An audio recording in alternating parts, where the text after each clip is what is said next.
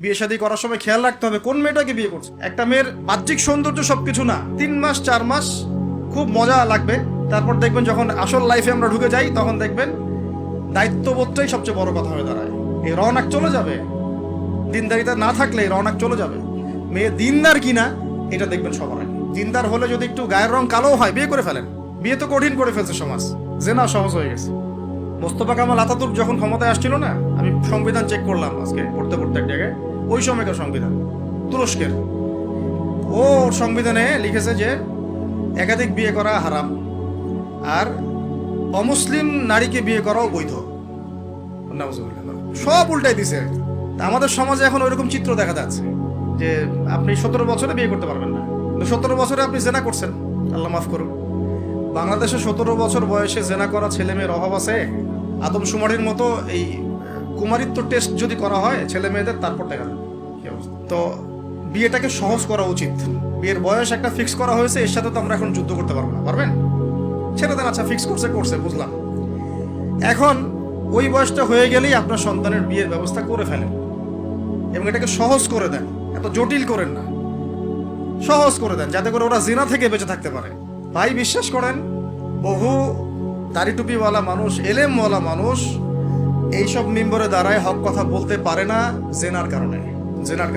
এই যে আমরা চলাফেরা করতেছি না, চোখের জেনা তো হচ্ছে অ্যাভেলেবল, অনেক সময় মনেরও জেনা হয়ে যাচ্ছে। মনে খারাপ চিন্তা চলে আসতে পারে না, দেখবেন মনের নূরটা নষ্ট হয়ে যায়, তখন আপনার ইমানের ওই তেজটা কাজ করে না। খেয়াল করে দেখবেন, যখন মনের মধ্যে এই নূরটা নষ্ট হয়ে যায়, কিছু একটা নগ্ন মেয়েকে দেখে ফেলছেন বা একটা মেয়েকে দেখে আপনার অ্যাট্রাকশন তৈরি হয়ে গেছে, হতে পারে, আমরা তো ফেরেশতা না, হতেই পারে, তখন দেখবেন মনের মধ্যে নূরটা নষ্ট হয়ে যায়। ওই সময় আপনি কিন্তু এই ইমানের এই জজবাটা শো করতে পারবেন না।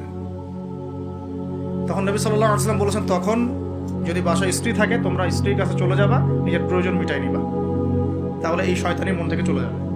এখন তো বিয়ে করিনি, এটা মিটাবে কিভাবে? অনলাইনে ঢুকলেই দেখবেন আপনি নগ্নতা। এই ছেলে পেলে আমাদের সাথে যারা ঢাকায় থাকে এরা তো আরো জানে কি আছে ওখানে, কি হয়। ছেলে নাই আর মেয়ে নাই, মেয়ে নাই, ও নিজে ছেলে। একটা মেয়ের যে চরিত্র খারাপ এটা বোঝার জন্য এতটুকু যথেষ্ট যে ও মোটর সাইকেলের পিছনে বসছে কিভাবে, এটা দেখবেন। একটা আপনার শালীন দিনদার স্ত্রীকে নিয়ে যদি আপনি মোটর সাইকেলে জানো, দেখবেন তার বসার ধরনটা কেমন, আর যাদের সাথে এই যে ফ্রি মিক্সিং এ প্রেম প্রীতির সম্পর্ক করে এদের বসার ধরনটা কেমন। বসাই আপনাকে বলে দেবে কত বড় বেয়াদব, কত বড় আদবহীন বেহায়া একটা মানুষ। আমার কথা ইশারা দিচ্ছি, সব তো বলা যাবে না। তো এটাকে সহজ করবেন, এখানে দিনদারিতাকে প্রাধান্য দিবেন, ভুলেও দুনিয়াদারিকে প্রাধান্য দিয়েন না। ও বাপের কয় টাকা আছে, ওর বিয়ে করলে আমি পাবো কি, কত সুন্দর ঐশ্বরিয়া রায়ের মতো কিনা, এগুলো দেখার দরকার। এগুলো থাকে না, আস্তে আস্তে চলে যায়, দিনদারিতা থেকে যায়। ইব্রাহিম আলাইহিস সালামের স্ত্রীদের কথা আজকে আমরা স্মরণ করি না?